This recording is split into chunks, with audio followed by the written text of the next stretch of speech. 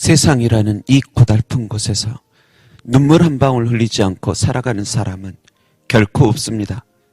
태어나서 울고 살면서 울고 떠나면서 웁니다.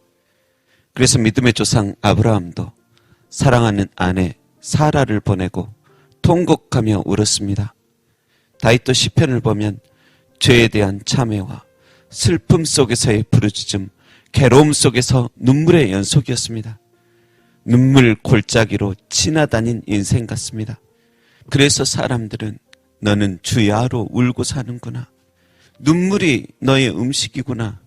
너의 하나님은 도대체 어디 있는 거니? 물어볼 정도였습니다. 여러분, 그리고 또 하나님께서는 이 세상 살면서 눈물을 흘리며 씨를 뿌려야 한다고도 당부하셨습니다. 그만큼 세상은 만만치 않은 것입니다. 그래서 어떤 이들이 나를 따라해봐. 그러면 모든 것이 아주 쉽게 다 잘 될 거야 말하거든.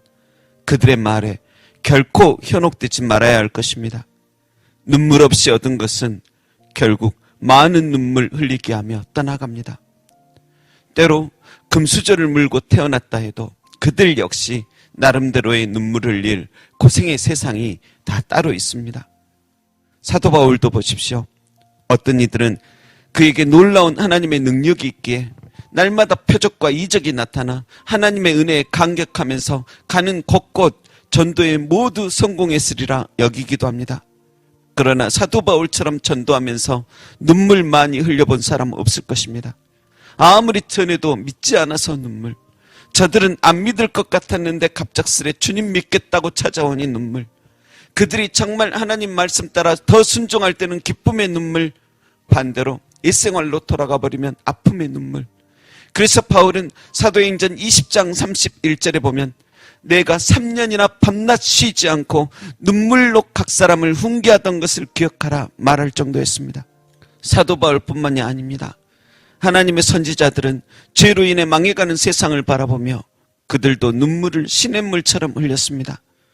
무엇보다 우리 예수님께서도 참으로 많은 눈물 흘리고 사셨습니다. 그분은 우리 위에 우십니다.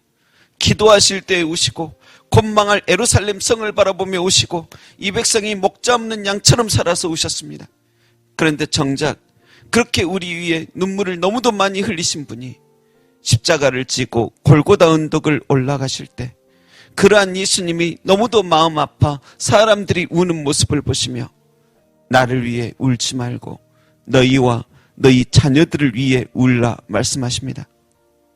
여러분, 우리는 가끔 예수님께서 십자가로 인한 그 고통을 당하신 것에 연민을 느끼면서도 정작 우리 자신과 우리 자녀들의 영혼에 관하여는 진정한 눈물을 흘리지 못할 때가 많습니다.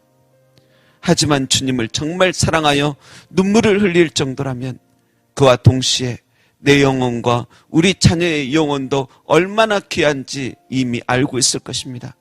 그래서 그 귀한 영혼이 보이는 물질적인 것에만 속아 집착만 하고 살다 하나님의 빛이 없는 어두운 곳으로 갈 수 있다 여기고 아파하며 그 영혼들을 위하여 예수님처럼 선지자들처럼 바울처럼 그렇게 우리는 눈물을 흘리며 기도해야 할 것입니다. 진정한 미래는 육신의 눈으로만 보이는 것에 있지 않습니다.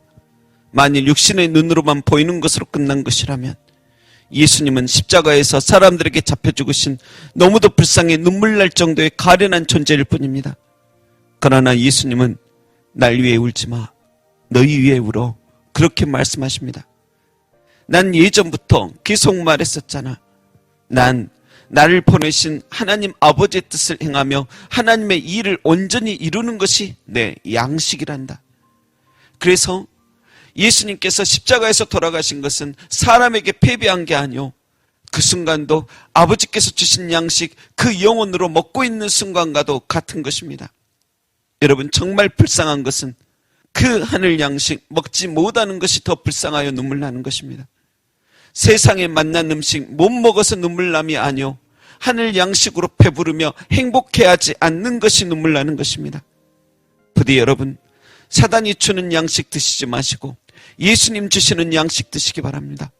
세상의 양식만 먹고 배불러하지만 정작 영혼은 하나님의 사랑도 은혜도 구원도 너무도 가련할 정도로 아무것도 먹지 못한 그런 영혼 되지 않도록 해야 할 것입니다. 하나님께서 우리에게 허락하신 양식은 때로 너무 맛없어 먹기 힘들 때도 있을 것입니다.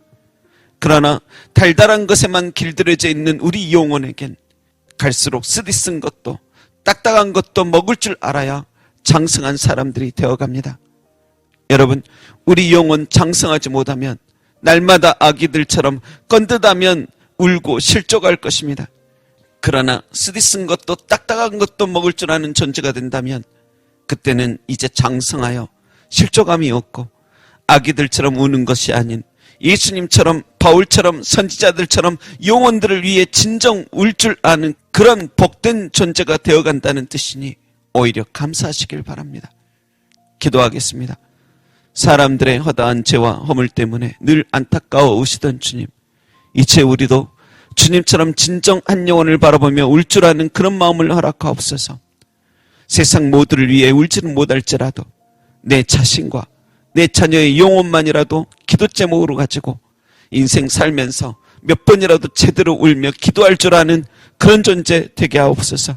감사드리며 우리의 눈물을 하늘 눈물병에 담고 그 눈물을 기쁨으로 바꿔주실 날을 허락하실, 사망을 영원히 멸하시며 모든 얼굴에서 눈물을 씻기시며 그 백성의 수치를 온 천하에서 제하시는 그날을 바라보게 하시는 예수님의 이름으로 기도합니다. 아멘.